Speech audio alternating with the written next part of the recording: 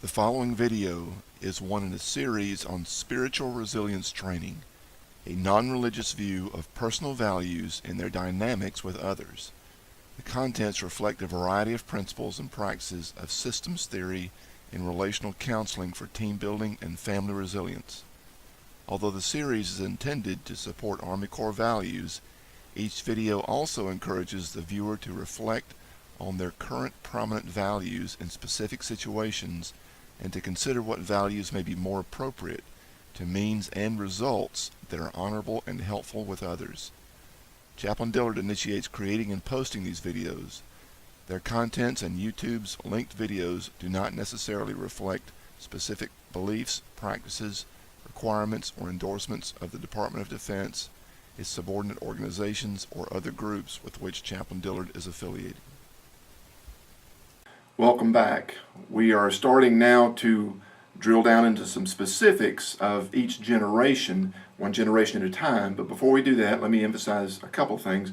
One, if you have not seen the two-part introduction that does a broad sweep and compares 5 generations to each other, I would encourage you to watch that. We won't duplicate that here, and I think that is foundational to understanding what we're trying to accomplish. Secondly, just a reminder that I'm not trying to pigeonhole any individual and say that because they're from this generation, this is who they are, or that this is who they should be. These are some broad observations about national and world events that shaped people in their formative years growing up, and the intent is for us to understand each other better because we tend to see each other through our own lens, through our worldview, and generations can have very different worldviews because the world was different at the time that they were growing up. So, having said that, let's go ahead and dive in. Now let's take a look at the millennials. At the taping of this video, the millennials are the up-and-coming generation. They are the new workforce in their 20s and 30s. So they're the ones that people are speaking about the most and writing about. So far, they are the largest generation. You may have mentioned, you may have heard me mention in the previous video that Generation X has much less said or written about them than the baby boomers or millennials or the silent generation for that matter. That's one of the reasons for that is because they were one of the smaller generations, much smaller than the baby boomers, which their name implies. Lots of boom of the pregnancies after World War II. And the millennials, the current generation, they were a much smaller generation, Generation X. The millennials are very outspoken. They are the up-and-coming leaders of the next generation, and they are important to our focus, especially now at the taping of this video. So let's dive in and take a look. If you remember, the millennials are those that when the world says do something, they are doing something because they've gone from a secure nation to a tenuous world. You may remember last time I described Generation X as going from one of the greatest nations to take care of yourself. That's still kind of focused within the United States. Now the focus is going from a secure United States to a dangerous world, largely because of the terrorism and other things that have shown us to be very connected to the rest of the world, and that being a risky thing. For the millennials, the bottom line up front, again, going from that secure nation to the tenuous world, because they are being raised in a new normal of bigger and faster debt, technology, the rate of divorce among families is higher, mass shootings, helicopter or tiger parents, 9/11 and terrorism, and much greater civil divisions between Black Lives Matter and Blue Lives Matter, liberals and conservatives, the 99%ers and the 1%ers, you name it. There are greater and greater civil divisions in our nation, and the millennials are growing up in all of that, or have grown up in all of that, and that has very much shaped how they see the world. So let's drill down into some of their specific attitudes and beliefs about work to understand them better. The millennials are very practical, and their work goal is parallel careers. The previous generation was more portable careers, that they develop a skill set and they can bounce around among jobs as necessary. The millennials want to keep their options open. And although I'm a baby boomer, I see the value of that as well. I have skill sets as a counselor, as a teacher, as a pastor, as many other forms of ministry that I can provide on the technical side, on the personal side, leadership and otherwise. And I see the benefit of being able to take any of those skill sets and advancing them more in a particular direction based on the economy, based on the needs of the community, based on my desire to have a meaningful contribution. And contribution is a big part of the millennials. So even though I'm not part of that generation, I very much resonate with that emphasis. They see institutions are morphing. When society changes and the economy changes, especially in a democracy where the people say to our leaders what we want, that often comes down from our leaders in the form of institutions changing as well. So what schools are teaching, what corporations are willing to sponsor and being aggressive at sponsoring certain civil movements, how government is changing in their policies and their attitudes about different values and beliefs, all those things are being reflected in our institutions, and the millennials see that. To reward a millennial is to give them a greater sense of meaning or purpose. As the millennials see that the world is more and more challenging, that there are continued scandals and hardships and economic struggles and violence in the world, they want to make sure that they're contributing meaningfully and that their life has purpose, not just for their corner of the world, but they want to make a worldwide difference if at all possible, and they often group together with like-minded people to make that difference. So the ability to do that at work is also important, to align themselves with some social groups or to take some time off during lunch to be able to attend a social meeting, to have those discussions at work, for leaders to show an interest in different social causes. All those things are important to millennials. For millennials, generally speaking, their career path is that changing jobs is normal and good. It's not stigmatic anymore, certainly. It's not just necessary, it's a good thing of broadening your abilities, of broadening your interest, of broadening your options. So as we begin to look at multi-generational teams now, if you have a much older person working with a millennial, one of them sees changing jobs as inherently bad, and the other one sees changing jobs as inherently good.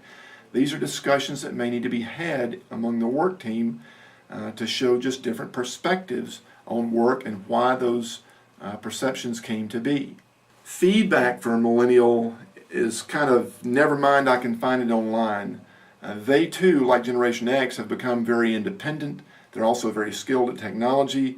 There's not as much suspicion as with Generation X, not as much skepticism, but they see that just for efficiency, they can often get things done just by looking it up online. If they want to figure out how to do something, they can find a YouTube video. They can go to a .org or a .edu or a .gov and get some guidance because they want to make a difference. They want to make a difference now, and sometimes waiting on a busy supervisor is not, in their mind, the best route to go. Now, taking that into consideration, if you're a supervisor of a millennial, how important is it to get back to them as quickly as possible? It's very important, because if we don't get them the answer or the guidance they're looking for, they're going to look for it elsewhere because there are so many options out there. The question is, are the options that they may see as available equally viable? Are they equally reliable? Are they equally relevant and positive to what our goals as a work team would be?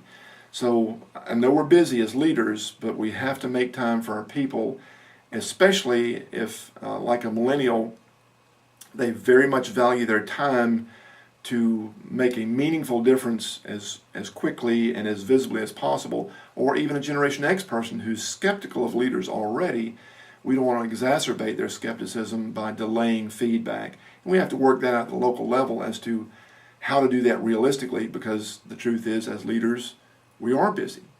So that we have to balance that. What's realistic? What's going to be the impact on our teams?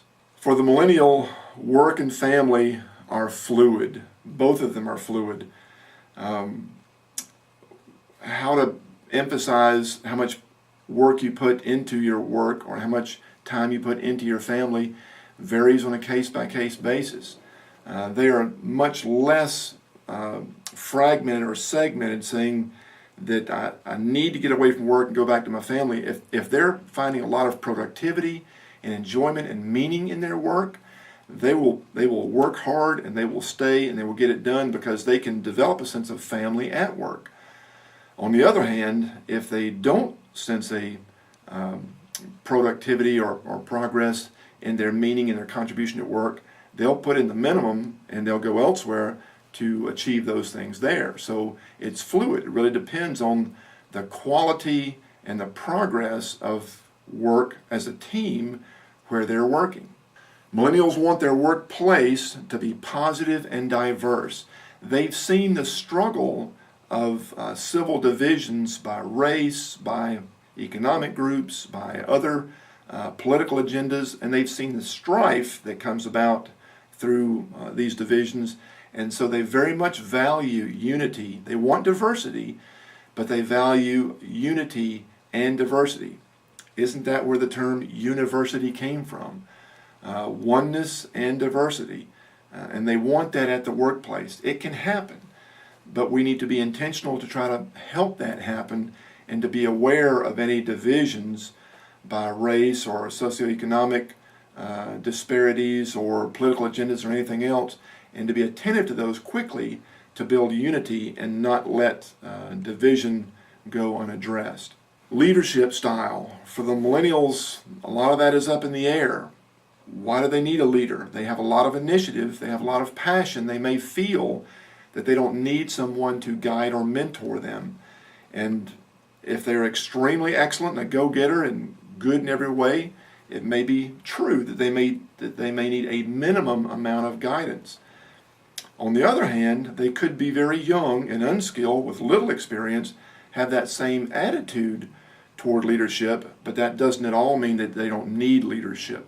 So leaders need to be exceptionally discerning and relational in how to sell themselves to millennials as a leader. And that might sound like an oxymoron. Why would a leader need to sell themselves to their subordinates? Well, remember, millennials can pick up and move elsewhere. They are willing to work goodness in staying with one organization forever. So if we want to keep them, we need to have a give and take relationship and to show them that our leadership is in their best interest so that it is a two-way relationship for the good of the team. Communication. I'll call you is kind of the attitude of the millennial, and they want to be polite about it. Again, they've seen lots of division. They are maybe a little bit hesitant about conflict. They would rather initiate themselves so that they can be in a little more control of it, and they want it to go politely. They've seen the impact of disrespect and aggressiveness. I'm in the military, as you can see, and this video is going out to my military unit. Those of you who have been to basic training, they're not interested in a drill sergeant mentality. They're interested more in peer relationships, even a boss that treats them with the respect of a peer. So that's something that has to be worked on and kind of feel our way through.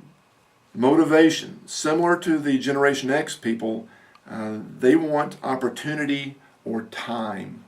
The ability to show that they can make a difference, some time off, more freedom to be able to express themselves in positive ways, still very much like the previous generation in that regard. And for a mentor type that they might desire, they're still watching for the whole package. It's not enough for a millennial to see in a leader that they are skilled or that they are experienced. They also want to see that they are genuine, that they are passionate, that they are relational, that they're a human being. They've seen enough of the facade of people in power who know things and are connected, but when you come down to brass tacks or real life, they're not necessarily somebody you would want to work with, much less work for. So the jury is still out for millennials on who they would like to mentor them, if they want anybody at all to mentor them, but they want the whole package. Somebody's heart and mind, their relationship, their passion, their everything. For all these reasons, millennials are very practical. They want to make a contribution.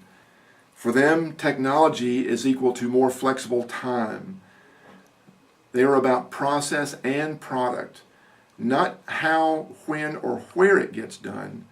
They want to influence the terms of their work, like the previous generation. They expect mentors. They have professional goals. They value relationships. They value diversity, family time, meaning, and development.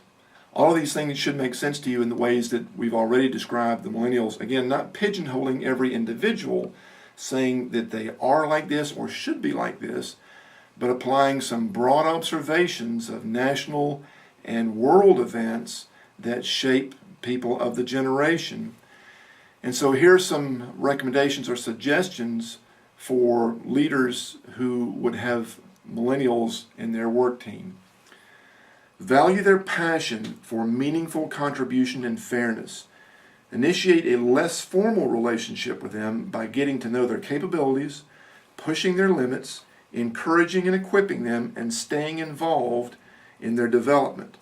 Treat them as valuable colleagues, and they will live up to expectations.